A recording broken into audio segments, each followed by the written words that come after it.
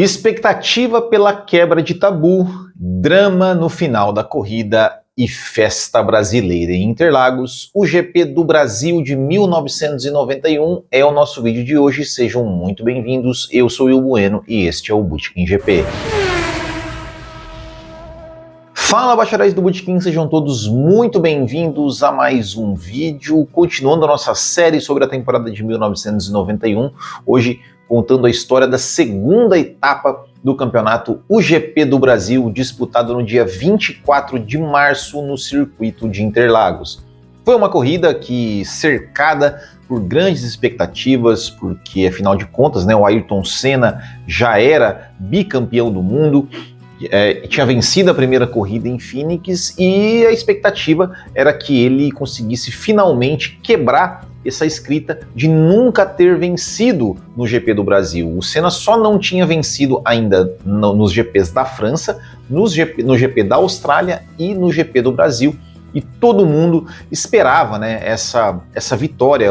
Sempre acontecia alguma coisa com o Senna nos anos anteriores. Em 88 deu problema na largada, em 89 ele também deu problema ali, bateu na largada com o Berger e com o Patrese. Em 90 ele se envolveu num acidente ali com o retardatário Satoru Nakajima. E em 91, finalmente, a expectativa era que finalmente ele pudesse quebrar esse tabu tão incômodo. E eu me lembro, eu era criança na época, tinha 8 anos, e eu me lembro de quanto que isso foi explorado assim, pela TV, para vender o Grande Prêmio do Brasil, que seria a corrida, que o Senna podia quebrar o tabu. Então fizeram toda essa espécie de pressão em cima do Senna pela vitória no GP do Brasil. E o Senna, como fazia na maioria das vezes, largou mais uma vez na pole position, ao seu lado o Riccardo Patrese da Williams, segunda fila com Nigel Mansell da Williams e Gerhard Berger da McLaren em quarto, e terceira fila com Jean Alesi em quinto e Alain Prost em sexto. A quarta fila era brasileira, com Nelson Piquet em sétimo e Maurício Gugelmin em oitavo, e o Roberto Moreno largava na 14ª posição. E aí, quando se iniciou a volta de apresentação, a Globo colocou uma música ali na transmissão, assim, uma música para dar todo um ar de tensão, de apreensão, de expectativa. Se liga só. Ayrton Senna no miolo do circuito carrega na ponta a esperança de cada brasileiro de uma vitória na segunda prova da temporada. De dentro do carro de Berger. Na largada, Ayrton Senna consegue manter a liderança da prova. Vem a verde, vamos Senna, larga bem Senna, escapou ali na ponta. Patrese fica, Mansell briga com ele, Senna escapou ali na ponta. Entra no S do Senna em primeiro. Depois vem Mansell bem para trás, olha a Ferrari se metendo por ali. McLaren e Berger, e depois Nelson Piquet. No começo da corrida, o Senna vai controlando a distância em relação ao Nigel Mansell, vai sempre mantendo ali a diferença na casa de um segundo e pouquinho. Assim, ele não consegue abrir, mas também não consegue, o Mansell também não consegue se aproximar, a diferença vai se mantendo estável. E com 5 voltas completadas, as posições são Senna em primeiro, Mansell em segundo, Patrese em terceiro, Alesi em quarto, Berger em quinto e Piquet em sexto. Na 9ª volta da corrida, o Maurício Gugelmin abandona a prova e o Galvão Bueno explica o motivo. Maurício Gugelmin já veio para os boxes. Seria realmente muito difícil ter ele parado aí. Vamos ver se há algum problema no carro ou se há algum problema físico com ele, em função das queimaduras que ele sofreu com o extintor de incêndio que explodiu dentro do cockpit do seu carro nos treinos hoje pela manhã. Queimaduras até em 2º grau. Chega a confirmação para nós. O repórter Marcos Uchoa, que foi o Maurício Gugelmin quem realmente não aguentou. O Senna chegou a abrir quase 3 segundos de diferença para o Nigel Mansell, mas depois da volta 12, o Mansell começa a tirar a diferença em relação ao brasileiro, enquanto eles começam a pegar retardatários. E o Galvão Bueno começa a falar sobre as possibilidades de chuva durante a corrida. Se eu fosse piloto, eu ia tentar retardar ao máximo a minha parada para a troca de pneus. Por quê? Porque tá tudo fechado aqui em cima. Se de repente começa a chover, o Prost, que já parou, vai ter que fazer uma outra parada. De repente um piloto que não parou, quando para já troca para o pneu de chuva. O Mansell para nos boxes na volta 26 e perde um pouco de tempo no pit stop. É importante o tempo dessa troca. Vamos ver como trabalha o Williams. 3 segundos. 6 e 7. 8. 9. Ficou. Engasopou. 12. 14. Engasopou o motor e perdeu 15 segundos o Nigel Mansell. E na volta seguinte é o Senna que faz a sua parada. E aí vem Senna. Aí vem Senna e aí vem sua torcida na troca. A equipe McLaren. Pneu da frente direito, tudo bem. Já botou, bota no chão, vamos lá. 5, 6, vai-se embora. 6,93, tocou, beleza, McLaren. O Mansell, né, com os problemas que ele teve nos boxes, ele voltou 7 segundos atrás do Senna. Mas aí ele ligou, né, o modo leão e começou a virar volta mais rápida em cima de volta mais rápida e foi diminuindo a diferença. Uma coisa que era legal na transmissão naquela época, que eu achava, eram os gráficos, né? E tinha um que eu achava muito bacana, que quando eu era criança eu gostava muito, que era quando ele mostrava as diferenças entre um piloto e outro, que eles colocavam ali as pinturas dos capacetes dos pilotos, e era bem bonito esse gráfico, né, da época, né, que os capacetes identificavam os pilotos, né. Na volta 34, o Patrese, que tinha parado, faz a ultrapassagem sobre o Piquet, que estava numa estratégia de não fazer nenhuma parada e assume a terceira posição. Vai armar o bote para a ultrapassagem Ricardo Patrese. Eles estão na subida, o motor é mais forte de Patrese, ele já puxou para dentro, não quis nem pegar o vácuo. De lado a lado, Patrese e Piquet, preferência da curva para Patrese, Piquet não tem o que fazer. Ainda ameaçou ali botar por dentro para tentar dar um troco. 10 voltas depois, o Piquet perde a posição para o Berger e aí ele vai para os boxes fazer a sua parada na volta 46. Nesse momento da corrida, o Senna começa a andar mais rápido que o Mansell e começa a aumentar um pouco mais a distância em relação ao piloto inglês, e o Reginaldo Leme faz um comentário que seria uma premonição. Senna vira 21 e 7, Mansell vira 22 e 5, vai-se embora, Senna! Mansell tá sem pneu, e se ele demorar um pouquinho mais para trocar, ainda vai acabar ficando no meio da pista. Só que o Mansell novamente faz uma parada nos boxes para colocar pneus novos e volta aí andando mais rápido. E quem estava fazendo sua estreia na Fórmula 1 nessa corrida era o Eric Comada, Ligier. Ele tinha tentado correr nos Estados Unidos, não se classificou para a corrida, mas conseguiu se classificar no Brasil, mas ele abandonou a prova na volta 52. E antes de continuar falando da corrida, quero convidar vocês a conhecer a nossa loja do Botequim, onde você encontra produtos exclusivos. Para acessar, é só clicar em botequimgp.com.br e fazer ali o seu pedido. E se você gosta do nosso canal e quer nos ajudar, você pode se tornar um apoiador clicando aqui em Seja Membro, ou então fazer ali uma contribuição espontânea ali, clicando no botão Valeu Demais, ou então direto para o nosso Pix, o botequimgp@gmail.com. É o que eu sempre falo, R$1 por episódio já nos ajuda pra caramba.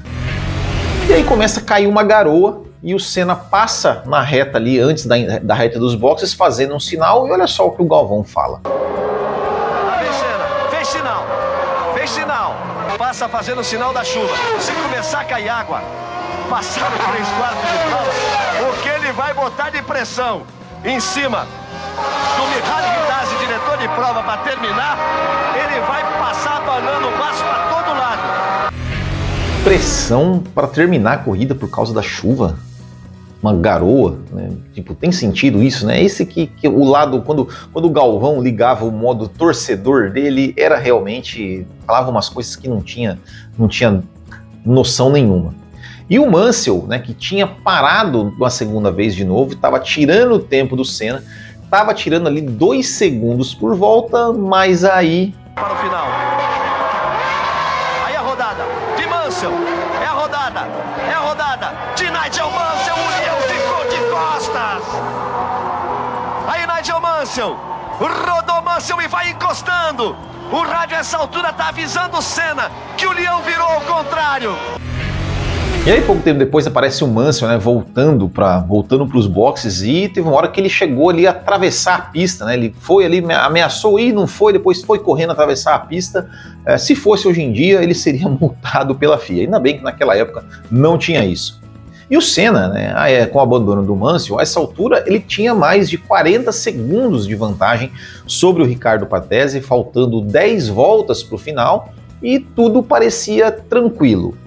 Só que ele começou a virar tempos muito altos, né? E o Galvão ali estava achando que o Senna estava controlando a diferença, né? Mas não era bem isso. O Senna começou a ter problemas de câmbio. Tem um momento curioso da corrida, né? Que estão andando juntos ali o então bicampeão Ayrton Senna e o novato e futuro bicampeão Mika Häkkinen. Se liga só. Aí o Senna e a Lotus acompanhando ali. Mika Häkkinen. 1:27.4. Uma revelação da Fórmula 3000. O Mika Häkkinen vai ali atrás do bicampeão do mundo, Ayrton Senna.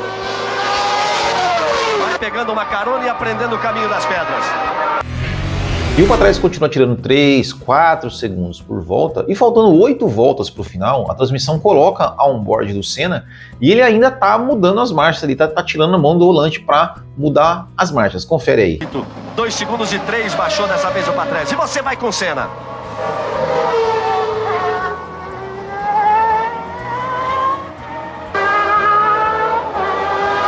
Aí vai Ayrton Senna, muda de marcha. E o Senna ia virando volta na casa de 1:28, enquanto o Patrese virava 1:21, 1:22, e a diferença ia caindo, né? Faltando 5 voltas para o final, a diferença era de 14 segundos. E aí foi de novo colocado a onboard no carro do Senna, e aí ele já não estava mais mudando a marcha, não estava mais tirando do volante. É que a situação não é das mais simples, não. Os pneus estão realmente comprometidos no carro de Senna. Ele vai ali nas 3 curvas do misto.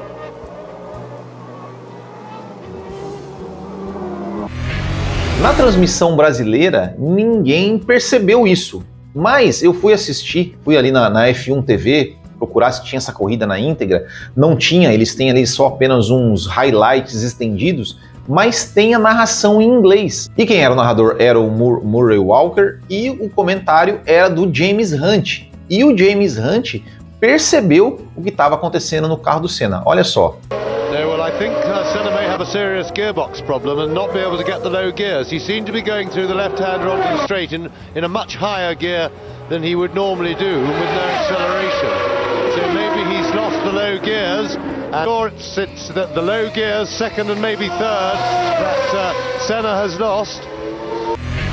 Só que aí nas últimas voltas, o Senna que estava virando 1:28, ele conseguiu baixar o tempo, conseguiu começar a virar 1:25 e faltando 3 voltas, ele chegou a virar 1:24.7, enquanto o Patrese virou 1:23 alto, ou seja, ele conseguiu ali achar um tempo em algum lugar que foi praticamente o que garantiu a vitória dele. Até o Reginaldo Leme comenta na transmissão aqui, essa volta de 1:24.7 foi a volta mais importante da corrida, porque ele conseguiu, digamos assim, deixar a diferença para o Patrese quase que estável, né? O Patrese estava tirando 3 segundos por volta, nessa volta tirou ali, tipo assim, meio segundo, 8 décimos, algo assim. E aí, de novo, aquela torcida exagerada do Galvão Bueno, que chega a ser, assim, sem noção.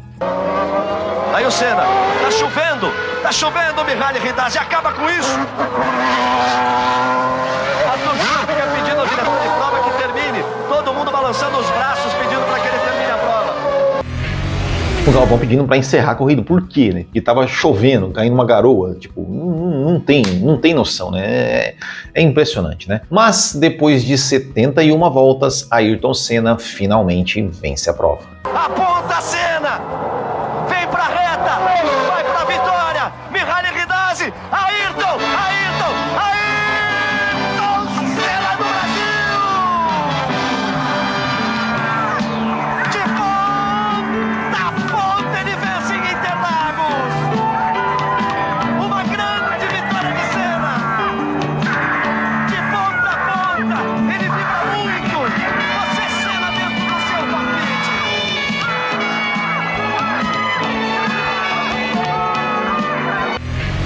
Eu tenho que falar, né? Eu falei aqui do Galvão torcedor, mas naquela época o Galvão narrador, realmente a gente tinha que tirar o chapéu para ele, né? Que narração, né? A narração realmente ela dá uma emoção maior ali, deixa aquele momento ainda muito mais emocionante, realmente a narração assim excelente do Galvão nessa época. Bom, e esses momentos assim depois da vitória, tem muitas imagens assim que são marcantes, que são sensacionais assim, que são, primeiro tem a imagem dos fiscais de pista comemorando a vitória do Senna. Depois de tantas tentativas, o fiscal se mantém, começa ele a fazer a festa no circuito de Interlagos. Era tudo que se esperava. Em 88 quebrou o câmbio na largada, em 89 ele bateu na largada, em 90 bateu em Nakajima, em 91 debaixo de chuva, que é uma de suas marcas registradas. Ele faz a festa, o torcedor enlouquece, balança as bandeiras. O fiscal não sabe nem como comemorar, eles se abraçam, a festa é de todos.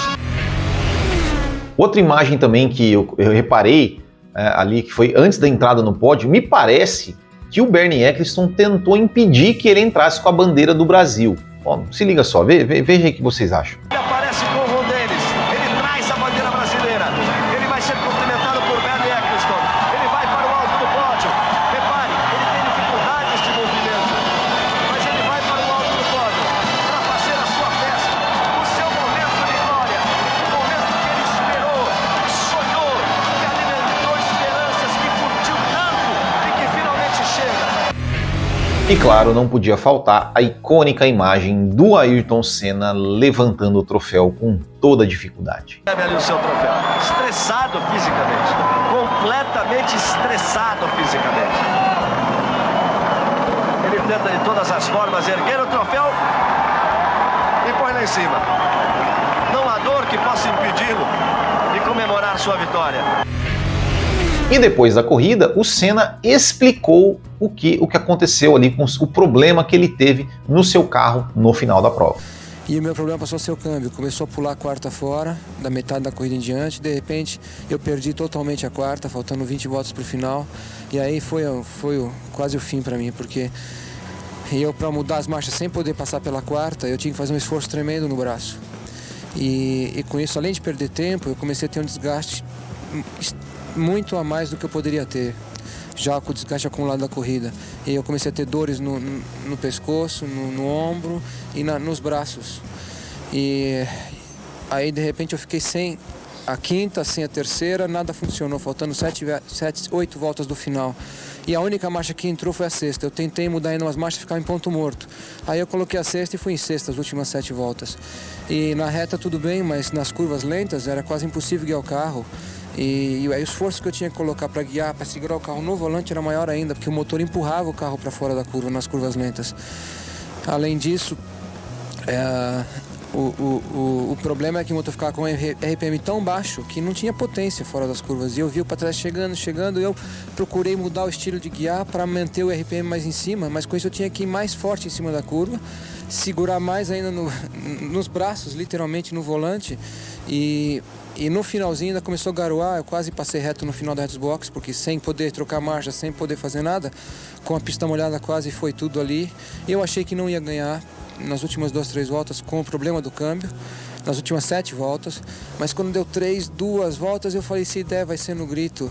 Aí eu pensei comigo, eu falei, pô, eu lutei tantos anos para chegar a isso, e hoje lutei tanto, vai ter que dar e vai ter que chegar em primeiro, porque ele é maior do que todos e ele vai me dar essa corrida depois de tudo. E foi isso mesmo, Deus me deu essa corrida e valeu, e eu tô feliz demais e a emoção foi muito grande.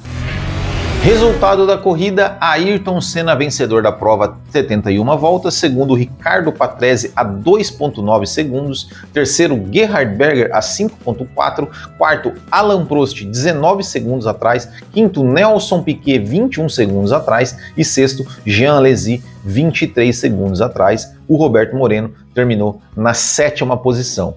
Classificação do campeonato após 2 etapas: Ayrton Senna líder 20 pontos, Alain Prost em segundo 9 pontos, terceiro Riccardo Patrese e Nelson Piquet 6 pontos e quinto lugar Gerhard Berger 4 pontos. Campeonato de construtores: McLaren líder 24, segundo Ferrari 10, terceiro Benetton e Williams 6 e quinto Tyrrell com 5 pontos. E assim, né, pessoal, tem muita gente que torce o nariz quando a gente fala, nossa, que corrida, que feito, que heróico, que não sei o quê. Vocês exageram. Eu acho assim, né, pessoal? Foi uma baita de uma corrida no sentido assim, né? Ele realmente teve né, os seus problemas, conseguiu ali superar e ganhar a corrida, mesmo com toda a dificuldade, uma corrida que era importante, nunca tinha vencido em casa, tem todo esse fator emocional, né, para vencer diante da sua torcida. E tem, né, a questão, assim, né, como falei, do problema no final, e tem, principalmente, assim, o contexto da época, né, ou seja, como eu falei, antes da corrida, ele já estava sendo vendido como, olha, tem que quebrar o tabu, aquela coisa toda, tudo aquele trabalho que a Rede Globo fez ali para vender, né, o seu produto, Fórmula 1, e usar o Senna como a imagem do Senna para, enfim, conseguir alavancar mais ainda, né? Ou seja, desde a musiquinha na volta de apresentação, para criar um drama, aquela coisa toda, a musiquinha, o tema da vitória, a narração. Então, eu era criança na época, cara, todo mundo assistiu aquilo lá, todo mundo parou para assistir aquela corrida, porque, cara, era a corrida que o Senna podia ganhar em casa. Todo mundo parou, então minha família inteira estava assistindo aquela corrida lá. Tipo, minha mãe, que não acompanha a Fórmula 1, ela estava assistindo a corrida, porque ela queria ver o que estava acontecendo. E era assunto, né, acabou a corrida, tarde, fomos brincar na rua, o assunto era a vitória do Senna. No outro dia na escola, o assunto era, olha, você viu a vitória do Senna? Então, era isso, né? Então, por isso que se formou, né, essa coisa assim, né, essa imagem, né, que virou um herói nacional. Tava com a bandeira do Brasil, cara, uma época o Brasil o país tava uma merda, né, o Collor era o presidente, todo mundo tava sem dinheiro, inflação altíssima, a seleção brasileira de futebol não ganhava nada, fazia 24 anos, parece hoje, né. Então, assim, a única alegria brasileira, Olimpíadas, cara, o Brasil ganhava 1 medalha, 2 medalhas por Olimpíada, e olhe lá. Então, assim, a única alegria esportiva do brasileiro naquela época era a Fórmula 1, que era com o Piquet, e agora era o Senna. Só que o Piquet nunca quis fazer esse papel de ídolo. O Senna não, o Senna já desde o início da sua carreira, ele abraçou isso, né? Ele soube usar isso a seu favor, e não que não fosse genuíno, não é isso que eu estou dizendo, mas ele aceitou esse papel de ídolo, e enfim, naquela época a gente tinha só TV, e é isso, e as pessoas realmente se identificavam com Ayrton Senna, e por isso que até hoje, né, se fala do Senna e se fala dessa corrida. Então não é exagero nenhum. Claro, tem os fanáticos, mas realmente aconteceu. Na época ali eu lembro que só se falava disso, foi uma coisa que realmente marcou ali aquela época, né, essa vitória, né, realmente do Ayrton Senna. E depois dessa vitória, então, obviamente, né, que a Globo, para vender mais ainda o seu produto, conseguir mais patrocínio, ganhar mais dinheiro, usou isso muito mais forte, né, começou a transmitir a classificação. Se eu não me engano, esse GP do Brasil de 91 foi a primeira qualificação que a Globo transmitiu. Eu lembro de ter assistido a classificação. A primeira vez que eu falei, mas por que esses caras estão correndo aqui? O que é isso que está passando um reloginho? Não, isso aí, eu lembro que a minha irmã me explicando, isso aí é que eles estão vendo quem faz o melhor tempo para ver quem larga em primeiro.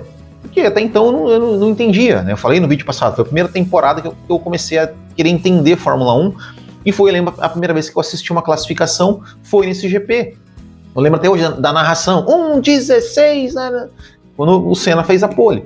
Então, enfim, é isso, né? É importante a gente explicar, né, o contexto da época, né? Principalmente pra galera mais jovem que fala assim, então Senna, não sei o quê, que quer descredibilizar tudo, mas realmente foi assim um grande momento da Fórmula 1. A corrida em si não foi uma corrida emocionante, não aconteceu nada, assim, a única ultrapassagem que a gente viu na TV foi as ultrapassagens que o Piquet tomou ali, porque estava com o pneu mais desgastado, mas se não tem esse drama no final, né, essa questão do câmbio no final e tal, do Patrese tirar a diferença, não aconteceu nada, assim, o Mansell chegou a andar perto num determinado momento, mas não chegou nenhuma vez a, de fato, atacar o Senna, mas foi uma corrida que realmente ficou marcada na história, e sempre a gente vai lembrar desta corrida.